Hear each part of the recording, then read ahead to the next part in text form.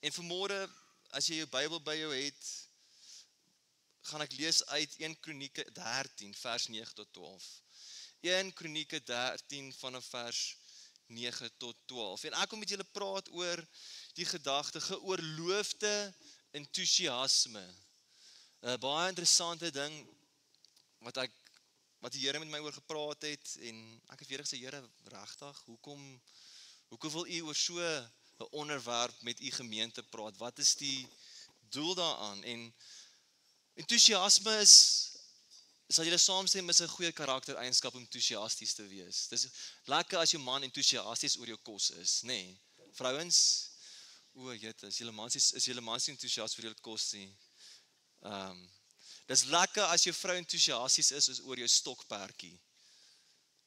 Julle is baie, nee, druk, daar is hy, een man wat saam met my stem. Het is lekker as jou man entoesiasties is, as jy iets, en hy sien jy het jou hare gekleer, hy sien jy het jou hare gesnyl, is dit net 'n millimeter, hy sê, ai my vrou, jy lyk pragtig vandag, wat het julle gedoen, die engel is na my toe gestuur.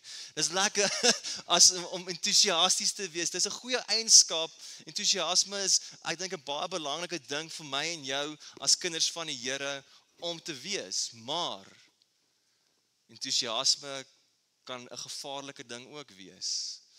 As ons kyk na hierdie skrifdeel, as ons kyk na dit wat hier in hierdie skrifdeel gebeur in 1 Kronieke, en as jy kyk na die begin van die verhaal, Dawid gaan praat met die volk, hy gaan praat met die leiers, hy wil die ark terugvat na Jerusalem toe, hy wil na die hoofstad toe vat, sodat almal na die tempel toe kan gaan, om God te kan aanbid daarso. En hulle is almal entoesiasties en hulle is almal opgewonde en dan lees ons hierdie stuk. En as jy jou Bybel oop het by 1 Kronieke 13 vers 9 gaan ek lees vir ons. Dit sê toe hulle by Nakon se dorsvloer kom, het Issa die ark met sy hand teëgehou. Want die osse het gestruikel. Die toorn van die Here het teen Issa ontvlam. Die Here het hom getref omdat hy met sy hand aan die ark geraak het. Hy was nie 'n leviet gewees, so toe hy dit raak, toe gaan hy dood en hy mag dit eintlik nie daar gewees het nie. Die Here het hom toe getref omdat hy met sy hand aan die ark geraak het en hy het daar langs die ark gesterf. Dit is 'n verskriklike ding met arme Issa gebeur het. Dawid was diep ontsteld omdat die Here vir Issa weggeskeer het en hy het daardie plek genoem Issa se skeer. Dit is nou nog die naam. Dawid het daardie dag bang geword vir God en gesê, hoe kan ek die ark van God nou na my toe bring? En dit maak nie daarvoor sin nie, maar dit gaan later sin maak. Dawid, hierdie hele kaboedel gebeur, en ons lees, soos as jy vers 1 tot 8 gaan lees, die opgewondenheid, hulle het gejuig, hulle het gejubel, hulle het gedans. Ons weet, lees van Dawid in 2 Samuel 6, hy het gedans, hy het gejuig voor die ark, uit sy kleed. En hulle is as volk opgewonde en hulle is entoesiasties en die ark word uiteindelik na 'n plek toe gebring. Saul het niks met dit uit te waai, hy het niks aandag gegee aan die ark nie. Hier kom bring Dawid hierdie koning, hierdie mens, hierdie persoon, die ark terug na waar dit behoort. En die eerste punt wat ek by wil stil staan is, doen dit reg. Ek het 3 punte wat ek met jou wil praat oor is, doen dit reg. En as ons lees en jy gaan lees, was die ark op 'n wa vervoer. Ons lees dit, die osse het die wa getrek, maar daai selfde wa is die wa wat die Filistyne die ark opgesit het. En mense dink jy, ja, waar, dis 'n swaar ding, gestoot word, is maklik, ons gaan net aan. Ek dink hulle was net ook so, kyk, dit gaan net verder, maar hier mis hulle 'n belangrike punt. En as jy na Numeri 4 vers 5 tot 15 gaan kyk, en dan gaan dit 'n klein stukkie vir julle lees, wat dit sê, en wat God se standaard is, hoe om die ark te gedra het, hoe om dit te vervoer het. En dan gaan vir julle dit lees vanaf vers 5, het sê, by die opbreek van die laar, moet Aaron en sy seuns kom, en die voorhangsel tot bedekking afneem, en daarmee die ark van getuies bedek. En hulle moet 'n dekkleed van robbevelle daaroor sit, en 'n doek, heeltemal van persstof daarboor uitsprei en sy draaghoute insteek. Hulle moet ook oor die toonbroodtafel 'n persdoek uitsprei en daarop neersit. Die skottels en die rookpanne en die bekers en die drankofferkanne ook moet die altyd blywende brood daarop wees. En ek gaan nie verder lees nie, maar julle sien, as jy verder gaan aanlees, daar's 'n reël wat God gesê het. Dis die Ou Testament en daar's 'n spesifieke manier hoe die ark gedra moes word. Hulle moes pale deur die ringe op die ark deursit en net die leviete mag die ark gedra het. En tot hulle mag nie die ark geraak het nie. En hulle doen dit nie. Hulle doen dit nie reg nie, as gevolg van hierdie entoesiasme, as gevolg van hierdie opgewondenheid, as gevolg van dit wat Dawid gedoen het, mis hy hierdie detail en iemand se lewe word weggeneem. Want hy is die leier, hy is die koning, hy is die een wat God aangestel het om te regeer oor hierdie volk. God het hom die verantwoordelikheid gegee en hy mis hierdie ding. En iemand se lewe is weggeneem as gevolg daarvan. Israel het niks verkeerd gedoen nie. Hy wou gekeer het dat die ark nie val nie, maar as gevolg van die manier wat hulle dit gedoen het, is sy lewe verlore. Die verantwoordelikheid wat Dawid gehad het, sy emosies was so oorweldigend dat hy eintlik vergeet het om gehoorsaam te wees wat God van hulle verwag het. En het jy emosie die betere al van jou gekry? Was jy al so opgewonde oor iets, so opgewonde dit wat die Here in jou hart gedoen het, en jy doen iets en jy besef, maar ek het eintlik dit nie reg gedoen nie. Want my vlees was te opgewonde gewees, terwyl ek eers moes stil geraak en gehoor het, Here, ek het hierdie opgewondenheid, maar wat is U mee besig? Waarmee is U besig in my lewe? Wat wil U doen? Want baie kere ons, val die apostole, maar ek dink val mense, as gelowiges sien ek baie keer, ek en Kluis, raak ons te opgewonde, ons raak begeesterd, as ek die regte Afrikaanse woord gebruik, en ons vergeet heeltemal vir die leiding van God se Gees, en ons doen iets, en ons het goeie intensies gehad, ons het niks slegte intensies gehad, Dawid nie enige slegte intensies gehad nie, hy het goed bedoel wat hy wil doen, maar die manier wat hy dit gedoen het veroorsaak, dat daar skade kom, dat daar seer kom, dat daar pyn kom, dat hy voor God, dat hy ontsteld is teenoor God. En die volk het net gereageer op Dawid. Jy is man, jou familie reageer op hoe jy optree in jou huishouding. Hoe jy optree, hoe jy leef, hoe jy praat, wat jy doen, hoe jy lei en hoe jy reageer. En as jy gaan net reageer op jou emosies, op wat jy voel, en nie wat God van jou as man verwag nie, hoe kan 'n huis van orde dan wees? Hoe kan 'n huis ordelik wees? Hoe kan 'n vrou wat haar emosies nie in beheer het deur die leiding van God se Gees, 'n vrou van 'n man wees en 'n ma van haar kinders wees? Dit is belangrik om te besef en te onthou dat my emosie moet nooit die betere van my kry nie. Geen nie om hoe opgewonde ons raak nie, geen nie om wat die situasie is nie. Dit moet altyd God se weg is, want hy weet beter. Want ons Suid-Afrikaners, ons weet mos beter eintlik, nê? Nou is julle almal stil, want julle weet wat ek van praat. Ons weet mos altyd beter, ons altyd een oom of een tannie. Nee, ek weet beter. Ek weet beter. En ek was ook een van hulle, vra vir Maraai. Dan sê ek soos, Jesus, nou moet ek jammer gaan sê, en my kop, my stert op my been maar sit, en gaan jammer sê. Want ons raak emosioneel, en ons raak vasgevang in ons emosies, en ons vergeet, daar's God se Gees, daar's God se woord, wat ons lei. Jesus het self, in Johannes 5 vers 9 gesê dit, sê hy, dit verseker ek julle, die seun kan niks uit sy eie doen nie, hy doen maar net wat hy die Vader sien doen, wat die Vader ook al doen die seun ook net so. Jesus het gedoen wat sy Vader gedoen het, en as hy sy Vader gesien nie enigiets doen nie, dan doen hy niks. En ek en jy moet dieselfde wees. Ons moet nie 'n geoorloofde entoesiasme in ons hê en dit aanvaarbaar vind net om begeesterd te raak en dinge te doen sonder dat ons God eers raadpleeg in die situasie in nie. En geen hoe goed dit met jou gaan nie, geen hoe sleg dit met jou gaan nie, maar ons moet na hom toe gaan want hy bring weer fokus. Hy rig weer ons pad reg. Hy is die kompas, hy is die lamp by ons voete en ons weet dit. Maar ek dink nie ons weet dit altyd nie. In daai oomblik, want sien ons met Dawid ook, dat dit hom in die moeilikheid gebring, en het pyn en seer veroorsaak. As ons kyk na die tweede punt, nagevolge.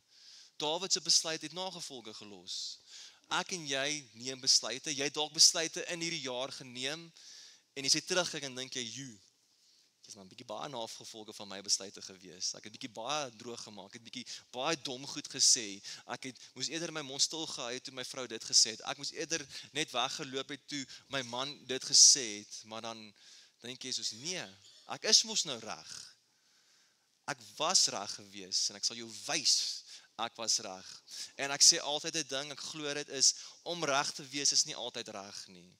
Vraag is, wil jy vrede in jou bed hê of wil jy reg wees? Ek is nou nie getroud nie, maar ek het geleer en gehoor dat jy eerder vrede in jou bed wil hê as wat jy reg wil wees. Nie kwaad wil gaan slaap soos die Bybel sê nie. Moenie gaan kwaad slaap nie, want anders wroeg daai emosies en dan is jy weet nie maar die hel is los die volgende oggend, die kasdeure klap en bekers val en skottelgoed gaan te kere en jy kan nie verstaan. Dit was nie so erg geweest gisteraand nie, maar jy het toegelaat dat die emosies broei. Jy het toegelaat dat die duiwel 'n vatkans kry in jou lewe. Nagevolge is daar gewees. En dink julle Dawid het rede gehad om ontstel te wees oor Ussa? Mense gesproke dink ons ja, hy het rede gehad om ontstel te wees. En die Amplified sê dit so, maar die Amplified sê David became angry because of the Lord's outburst against Uzzah. Die Engels sê dit so, maar hy het kwaad geword want die Here het Uzzah doodgemaak. Hy het kwaad geword, hy was woedend geweest. Was jy al kwaad vir die Here geweest? Vir iets wat jy nie voor gevra het nie, dalk het jy iets gedoen, maar jy het goeie intensies gehad en iets gebeur en jy dink, Here, wat nou? Ek het goeie intensies gehad. Ek het regtig waar nie iets bedoel, ek het niks sleg gesê nie, maar daar het in elk geval moeilikheid gebeur.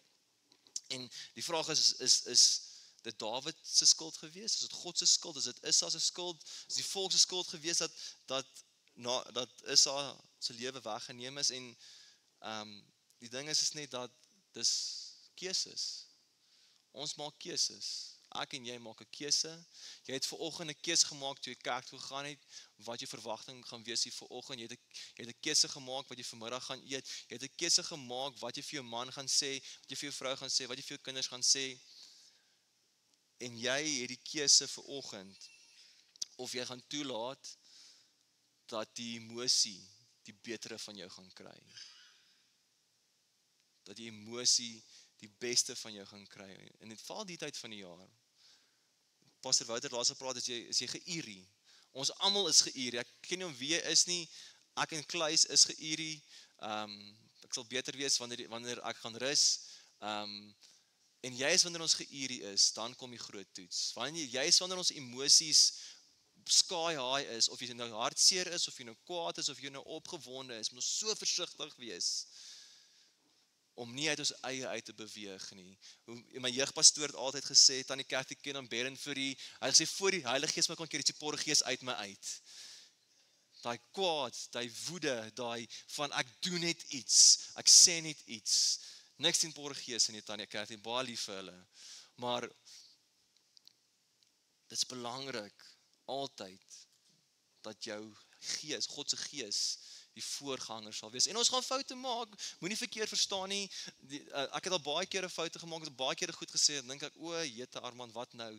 En ons het baie goed gesê, jy het goed dalk vanoggend gesê toe jy wakker geword het, en jy dink nou, ja, ek moes eintlik maar nie eerder dit gesê het, ek moes eintlik maar net eerder stil gebly het, ek moes eintlik net die selfbeheersing, vrug van die gees toegepas in my lewe, en jy het nie, en jy weet wat, jy is mens, en jy het daaruit geleer, volgende keer gaan daar weer kom, en wat gaan jy dan doen? Dawid het 'n geleentheid gehad. Dawid het die geleentheid gehad om reg te kon maak. Dawid het die geleentheid gehad om weer 'n besluit te neem en hy het nie. En dit bring my by my laaste punt. God bly God. Het God ooit verander in jou lewe? 10 jaar terug tot vandag toe, maar hy het jou verander. Hy het my verander. Hy het ons omstandighede verander. En ons lees in hierdie stuk dat vrees dring Dawid se hart binne in. Hy besef wat hier gebeur, hy besef wat besig was om te gebeur. Hy besef hy het met die heilige God te doen met. Daai vrees hulle van praat is 'n reverence, is 'n vrees, is 'n wete vir wie God is in sy omstandighede. En hy het eintlik half, as ons kyk na die verhaal, hy het goeie intensies gehad, maar hy was so entoesiasties geweest dat hy vergeet het die ark, die God wat hierdie verbondsark verteenwoordig. is heilig, is groot, is almagtig en hy het vergeet daarvan, want hy was te opgewonde geweest dat die ark weer teruggaan. En hy's vrees en sy verantwoordelikheid as koning en die keuses wat hy as leier maak van God se volk sink in daai oomblik. En hy besef, dis 'n groot verantwoordelikheid. Ek en jy as kind van God se kind het 'n groot verantwoordelikheid om hom reg te verteenwoordig. Jy kan nie, ek en Kleis kan nie sê, ons dien die Here, ons gaan kerk toe, maar jy gaan iets soos 'n spirits te keer daar buitekant nie. Jy verloor dit, jy gooi toys uit 'n kot uit, jy vloek, dat die seer die persoon jy kan afwas nie. En ek verstaan, mense raak kwaad en al daai goeters, maar as jy lank genoeg die Here dien en jy die vrug van die Gees, dan selfbeheersing, vriendelikheid, liefde, dan moet daar goed al redelik by jou lewe wees. Want ons drink nie meer aan die melk nie, jy moet al by die vaste kos wees.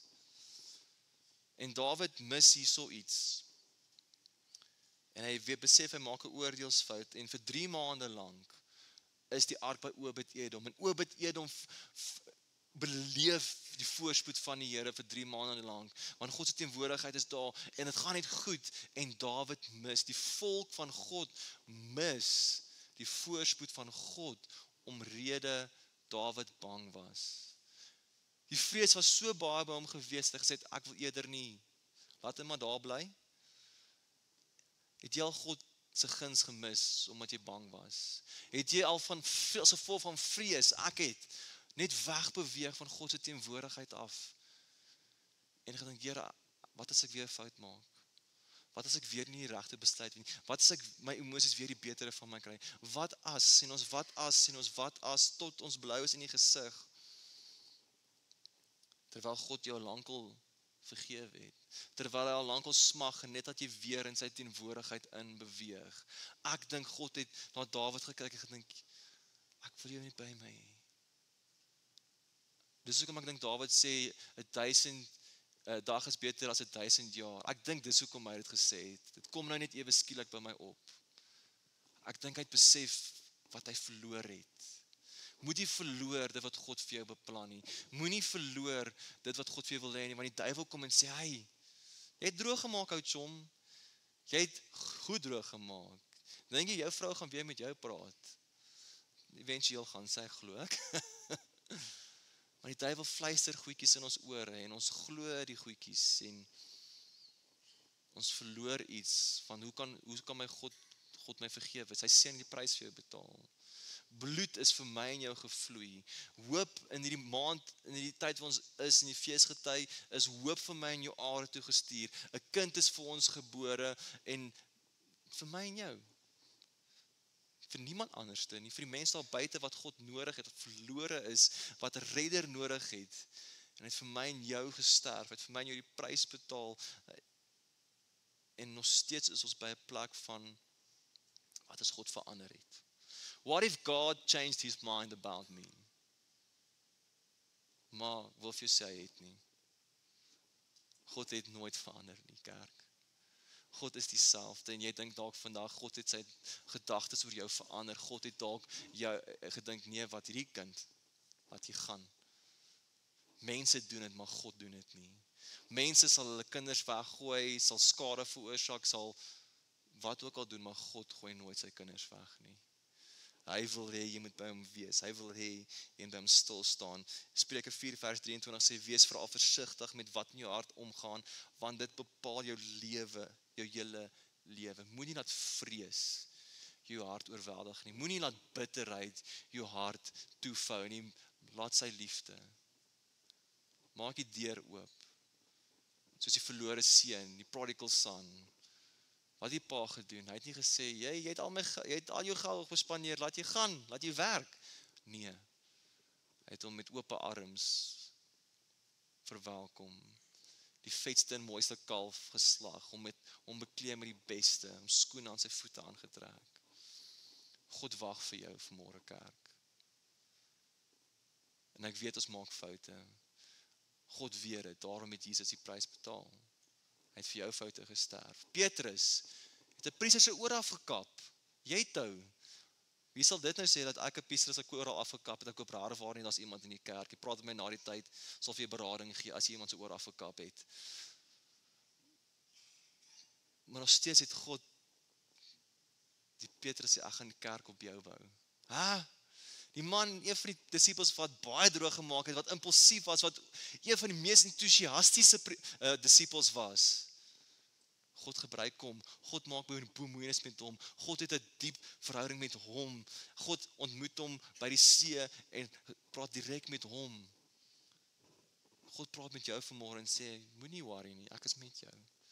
Ek weet hoe is jy, ek het klaar ingereken vir al jou dom besluite, moet jy nie worry nie. Klaar het gedoen. Dis hoe God is, toe hy ons geskep het, het hy geweet, ons gaan al die dom besluite neem. Hy het alles ingereken. Maar weet, hy het jou lief, weet dat sy liefde, en ek het dit geleer in die week, en besef weer eens, soos ek met die Here praat, is dat sy liefde is nie beperk nie.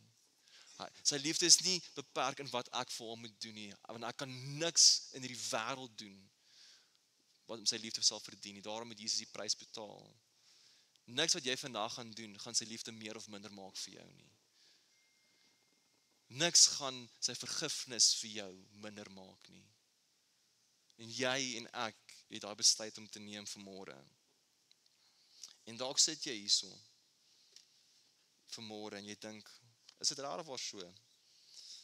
Kan dit regtig waar so eenvoudig wees? Ja. Ons maak ons geloof baie keer te ingewikkeld. As 'n klein kind dit kan glo, ek dink, waar's Imke? Waar is hy? Daar. As Imke, as Jakobus, as Kylie, as sulke kindertjies die eenvoud van God se liefde kan verstaan, hoekom is ek en jy as volwassenes soos Dawid, maak ons dit so moeilik? Ons maak dit moeilik vir ons. Vat net wat God vir jou wil hê. Leer uit dit wat God se woord vir jou leer en neem dit en vat dit tot harte. Kom ons, daar waar ons is, kom ons sluit die oë. En vir 'n oomblik wil ek vir jou vra, dat dalk was jy in jou lewe, dalk is dit jare terug, dalk was dit nou vanoggend, dalk was dit in die week, waar emosie die betere van jou gekry het, dat jy so entoesiasties was, dat jy so opgewonde geraak het, dat jy vergeet om net terug te staan en God toe te laat om te werk.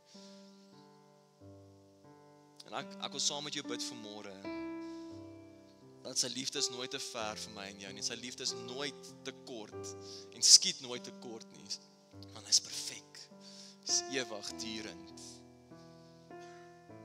Ek en jy moet in die goeie reis hardloop. Here, ek bid vanmôre vir elkeen wat hier so is. U oë het nooit van hulle afgewyk nie. U liefde het nooit minder geword nie. U goedheid en u guns was nog altyd daar.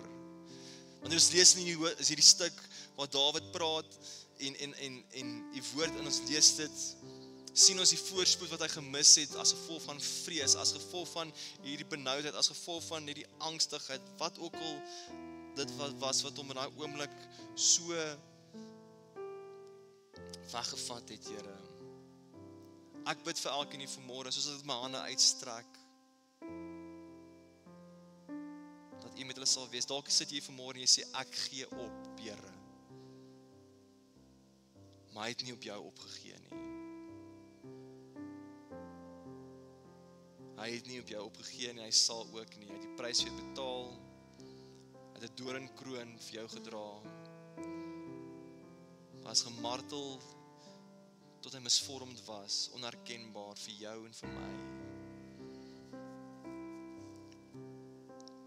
Dankie, Here Jesus.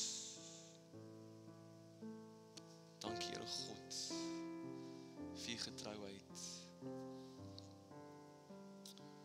Die man wat by Ria is, ek dink is Henny, nee. Dis vir jou wat ek vanmôre wil sê, is dat moenie opgee nie. Hy het nie op jou opgegee nie. Hou aan. Moet nooit opgee nie, vir elkeen hier vanmôre. Here, dankie dat ons kan weet, wanneer ons uit die kerk uitstap, U veg vir ons, Here Jesus, was 'n stryd in die geestesrelm, en God is fighting for us, He is on our side. Wie kan teen my staan? As dit 1000 aan my sy of 10,000 hier langs my, ek sal nie bang wees nie. Ek kleef aan U, Here, want U is my skild. U vou my toe met U vlerk, Here, en ek bid vanmôre dat elkeen sal besef, elkeen sal die wete hê, Here Jesus, U is nog steeds daar. Ek moet net uittrek, ek moet net uitstrek, ek moet net my lewe vir U oorgee en sê, Here, hier is ek, met alles wie ek is, met alles wat ek doen. Ja, Here, met alles wie ek is, sal ek sê, ek loof U naam. Dankie, Jesus, dankie o Koning. Ek loof U heilige naam. Dankie, Here, dat ek ook so kan bid, dat U met ons sal wees in hierdie dag wat voor lê, Here. Dankie dat U hierdie dag gemaak het, Here Jesus. For this is the day the Lord has made. Let us rejoice. Let us be glad in it. Ek jubel en juig, want U het hierdie dag gemaak. Mag ons leef, mag ons lewend wees, mag mense sien ons leef vir U, mag mense die hoop van Jesus Christus in hierdie seisoen deur ons sien, mag hulle Jesus Christus beleef, mag hulle die liefde beleef, mag hulle U ervaar, mag hulle sien U leef, U triomfeer oor elke ding, U is triomferend en U regeer, die dood kon U nie keer nie, U het oorwinning gebring, Here. Ek bid die seën van die Vader, die seën Jesus Christus en die kosbare Heilige Gees vir elke familie hier vanmôre, met die wete, U is met hulle. En dat U met hulle in die week sal wees, die wie weggaan, dat U met hulle sal wees op reis, Here Jesus, met Pastor Wouter hulle, met almal wat nie is vanmôre nie, waar dit klaar op reis is, met vakansie, dat U met hulle sal wees. En ek dank U, Here Jesus Christus, U ons veilig, volgende Sondag, selfde tyd, selfde plek, by mekaar sal uitbring, is my gebed in Jesus naam. Amen. Ons wil jou graag bedien in hierdie tyd na die beste van ons vermoë. Jy is ook welkom om te saai in hierdie bediening op die volgende maniere, deur middel van SnapScan of EFT. Ons waardeer elke bydrae en spreek die Here se rykste seën uit oor jou en jou gesin.